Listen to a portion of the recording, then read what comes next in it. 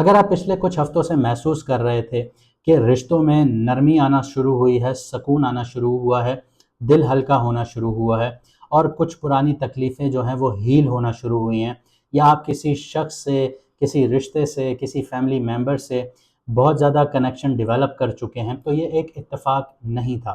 क्योंकि वीनस जो था वो कैंसर में था, और कैंसर में जब भी वीनस होता है तो ये दिल को सुकून देने की कोशिश करता है, और ये मैंने बातें आपको पिछली वीनस के ट्रांज़िट में बताई थी। लेकिन अब वीनस जो है वो ट्रांज़िट कर रहा है 5 जुलाई को लियो में, और लियो में उसका इंतज़ार कर रहा है केतु। तो ये कोई आम ट्रांज़िट नहीं होगा। और यहाँ पे जो एक अहम चीज़ है वो ये है कि ये ट्रांज़िट आपको सिर्फ़ ऐसा नहीं है कि मोहब्बत दे, ये ट्रांज़िट आपको मोहब्बत के पीछे छुपी हुई हकीकतें दिखाना शुरू करेगा। ये वो ट्रांज़िट है जो आपसे पूछ सकता है कि आप किसी शख्स को वाक़ई चाहते हैं, या जो वो आपको अटेंशन दे रहा है, आपको टाइम दे रहा है, आप उससे अट्रैक्ट हुए हुए हैं। या आप किसी रिश्ते को वाक़ई में बचाना चाहते हैं, या सिर्फ़ उस इमेज जो उसके पीछे जुड़ी हुई है, उस इमेज को बचाना चाहते हैं। या आप वाक़ई खुश हैं, या आप उस खुशी को सिर्फ़ ज़ाहिर करना चाहते हैं दूसरों के ऊपर कि मैं खुश हूँ, बाकी कोई ऐसी बात नहीं है। क्योंकि लियो जो है वो रिकॉग्निशन का साइन है बेसिकली, और केतु जो है वो अटैचमेंट को कट करता है।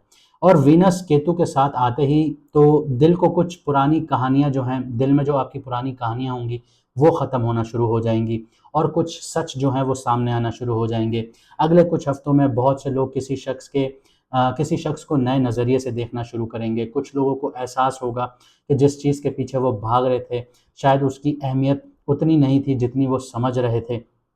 और कुछ लोगों को पहली दफ़ा इस तरह की चीज़ें समझ में आएँगी कि जो अटेंशन है वो आपके लिए इतनी इम्पोर्टेंस नहीं रखती, बल्कि सेल्फ वर्थ बहुत ज़्यादा इम्पोर्टेंस रखती है। तो हम इन चीज़ों को देखेंगे, लेकिन अगर आपको आपका मून साइन नहीं पता तो कमेंट सेक्शन में अपनी ओरिजिनल डेट ऑफ बर्थ लिखिए, आपको आपका मून साइन बता दिया जाएगा। जिन लोगों ने अपॉइंटमेंट लेने हैं तो हमारी फ़ीस 50% ऑफ है, तो आप लोग अपना अपॉइंटमेंट बुक करवा सकते हैं। इंटरनेशनल जो क्लाइंट्स हैं उनके लिए ऑफ नहीं होगा, क्योंकि यहाँ पे जो चार्जेस हैं वो थोड़े से चेंज होंगे। इसके अलावा आप लोगों को अगर कोई तकलीफ़ है, आपके करियर से रिलेटेड आप जानना चाहते हैं कि आपको कौन-सा पाथ चूज़ करना चाहिए, फैमिली के इश्यूज़ हैं, घर के इश्यूज़ हैं, अगर आप लोग सदक़े वगैरह से आप लोग उनको रिज़ॉल्व करवाना चाहते हैं, तो आप लोग अपॉइंटमेंट बुक करवा सकते हैं। तो आइए वीडियो को शुरू करते हैं, देखते हैं वीनस का जो ट्रांज़िट है, केतु के साथ जो कंजंक्शन है, आपके मून साइन से आपके ऊपर कितना इम्पैक्टफुल होने जा रहा है, और आपके लिए क्या कहानियाँ खोलने जा रहा है। अब बात करते हैं स्कॉर्पियो मून साइन वालों की, यानी कि वृश्चिक राशि, यानी कि बुर्ज अकरब वालों की। तो वीनस ट्रांज़िट कर रहा है आप लोगों के 10th हाउस में, बहुत अच्छी प्लेसमेंट है। 10th हाउस जो है वो career, reputation, status, public image, authority, achievements, life directions, इन सारी चीज़ों को एक्टिवेट कर देता है आप लोगों की ज़िंदगी में।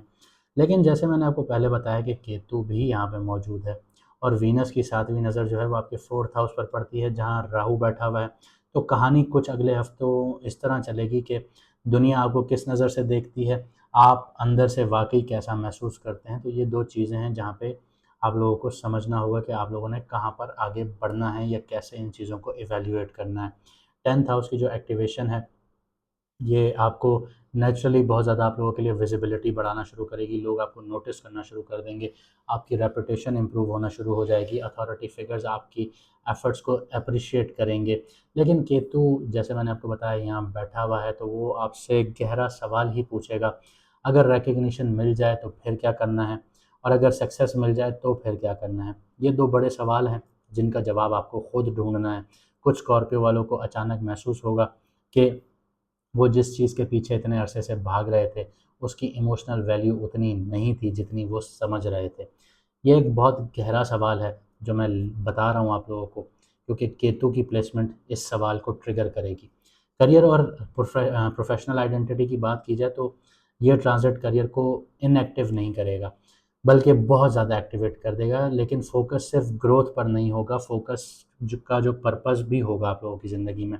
कुछ लोगों के लिए करियर डायरेक्शन इवैल्यूएट करना शुरू करेगी, नई रिस्पॉन्सिबिलिटीज़ आना शुरू होंगी, पब्लिक इमेज इम्प्रूव होना शुरू होगी, ये या अपनी जो प्रोफ़ेशनल आइडेंटिटी है उसको डिफ़ाइन करना शुरू करेगी। केतु यहाँ फ़ॉल्स एम्बिशंस को चैलेंज करना शुरू करेगा, और अगर जेन्युइन पर्पस हुआ तो उसको और ज़्यादा स्ट्रॉन्ग कर देगा।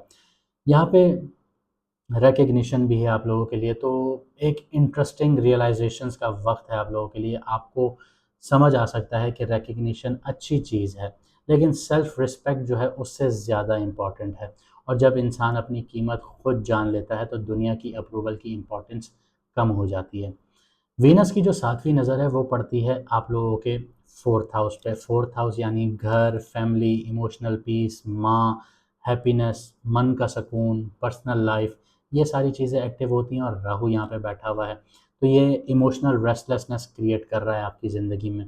आपको लग सकता है कि कुछ मिसिंग है, चाहे सब कुछ ठीक क्यों ना हो, लेकिन फिर भी कुछ ना कुछ मिसिंग है, जो कि मन को सुकून नहीं दे पा रहा। और वीनस और जो केतु हैं 10th हाउस में बैठे हैं, तो क्या आप करियर के पीछे भाग-भाग के अपना सुकून भूल गए हैं? ये वाला चैप्टर बहुत ज़्यादा एक्टिव होगा आपकी ज़िंदगी में, ये सवाल आपके मन में बहुत ज़्यादा एक्टिव होगा। ये ट्रांज़िट वर्क लाइफ बैलेंस का बहुत गहरा लेसन देना शुरू करेगा। लव और रिलेशनशिप्स की बात की जाए तो इस ट्रांज़िट में रिलेशनशिप का सेंट्रल थीम जो है वो इमोशनल अवेलेबिलिटी पर होगा। सिंगल स्कॉर्पियो वालों के लिए ऐसे शख्स की तरफ अट्रैक्शन हो सकती है जो उनके एम्बिशंस को समझता हो, लेकिन अट्रैक्शन के साथ साथ इमोशनल कंपैटिबिलिटी भी बहुत इंपॉर्टेंट होगी।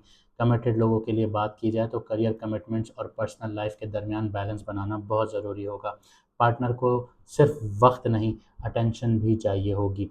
घर और फैमिली भी यहाँ पे एक्टिवेट हो जाती है, तो घर से related decisions, relocation thoughts, property matters, family discussions, ये भी बहुत ज़्यादा एक्टिवेट होंगी। लेकिन फाइनल आंसर बाहर नहीं मिलेगा, आपके अंदर मिलेगा। फाइनेंसेस की बात की जाए तो 10th हाउस की जो एक्टिवेशन है, इसकी वजह से प्रोफेशनल गेन्स आप लोगों को मिलेंगे। करियर रिलेटेड अपॉर्चुनिटीज़ आप लोगों को मिल सकती हैं, जिनके पास नौकरियां नहीं हैं उनको नौकरियां भी मिल सकती हैं। लेकिन केतु की जो वार्निंग है वो सिर्फ पैसे के लिए अगर आप लोग डिसीजंस ले रहे हैं तो मत लीजिएगा, वरना केतु यहाँ पे एक्टिव होगा तो वो आपको वापस ज़ीरो पे खड़ा कर देगा। लॉन्ग टर्म सेटिस्फैक्शन को भी कंसिडर करना शुरू कीजिए, तभी केतु आपको पॉजिटिवली इम्पैक्ट देगा। ये ट्रांज़िट आपको सिर्फ इतना समझाना चाहता है कि हर प्रमोशन कामयाबी नहीं होती, हर अचीवमेंट फुलफ़िलमेंट नहीं देती इंसान को, और हर बिज़ी स्केड्यूल प्रोग्रेस की निशानी नहीं होती। कभी-कभी सबसे इम्पोर्टेंट सवाल ये होता है, जिस ज़िंदगी को मैं बिल्ड कर रहा हूँ, बना रहा हूँ, जिस घर को मैं बना रहा हूँ, क्या उसमें मैं खुश भी हूँ या नहीं हूँ? ये बहुत इम्पोर्टेंट सवाल होता है। कुछ एक्शन प्लान्स भी मैं आपको बता देता हूँ, जिन पर आप लोग चल के अपने इस ट्रांज़िट को बहुत अच्छे से ये कह लीजिए कि फ्रूटफुल बना सकते हैं। सबसे पहले करियर गोल्स को पर्पस के साथ अलाइन करना शुरू कीजिए। फैमिली और पर्सनल लाइफ को इग्नोर नहीं करना, इसमें बैलेंस बनाना है। रिकग्निशन के बजाय फुलफिलमेंट पर फोकस करें। इमोशनल नीड्स को समझना शुरू कीजिए। वर्क लाइफ बैलेंस को प्रायोरिटी देना शुरू कीजिए।